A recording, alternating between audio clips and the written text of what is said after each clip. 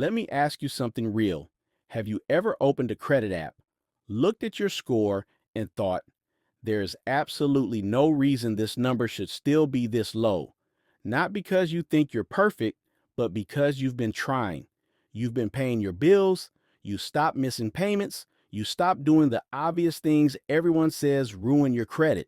And yet, your score barely moves. Maybe it goes up a few points, then it drops. Or maybe it just sits there like it's frozen in time. And that's when frustration turns into confusion because you did what they told you to do. So why isn't it working? Here's the part most people never hear. Credit does not work the way people think it does. And once you understand this, a lot of your frustrations suddenly make sense. Most people grow up believing credit is about responsibility. Pay on time, be consistent, wait long enough. That sounds fair. The problem is, credit scores do not reward responsibility. They reward risk reduction. That's it. The system does not care how hard you're trying now. It does not care that you've learned your lesson. It does not care that you're doing better than you used to. It only cares about one thing: how risky you look on paper right now. And that risk is calculated using math, very specific math. If the wrong numbers are high at the wrong time, your score stays stuck, even when everything else looks good. This is why credit feels unfair, because effort feels like it should matter. But effort does not move credit scores. Numbers do. Now let's talk about the biggest misunderstanding that keeps people trapped. Most people think missed payments are the main reason their credit score is low. They're not. Missed payments matter? Yes.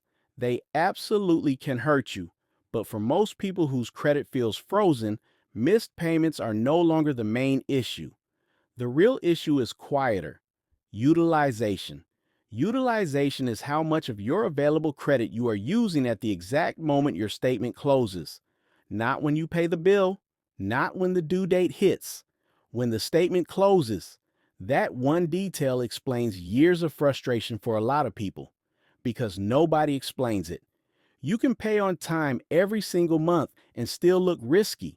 You can even pay more than the minimum and still feel stuck. Why? Because the credit system does not watch your whole month. It takes a snapshot, one moment in time, and whatever your balances look like in that moment becomes your credit story. Think about it like a photo. You could clean your house every single day, vacuum, organize, do everything right. But if someone takes a picture before you're done cleaning, that messy photo becomes the official record. That's how credit reporting works. Even one credit card over 30% utilization can quietly hold your score down, not destroy it, not permanently damage it, just quietly stop it from growing.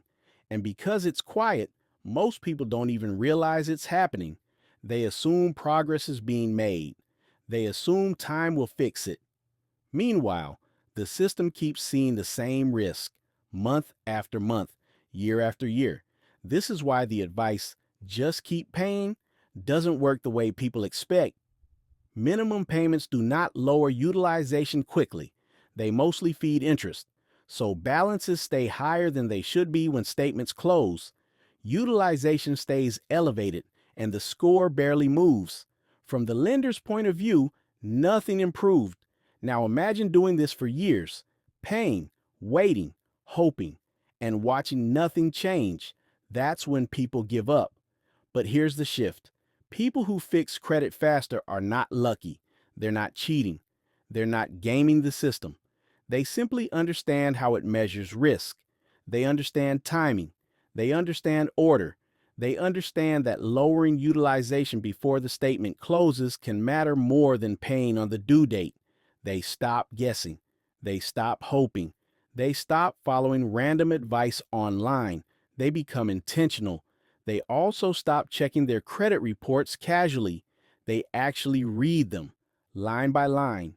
They look for inaccurate information, outdated accounts, duplicate entries, improper reporting, and when something doesn't belong, they dispute it strategically, not emotionally, not aggressively, strategically.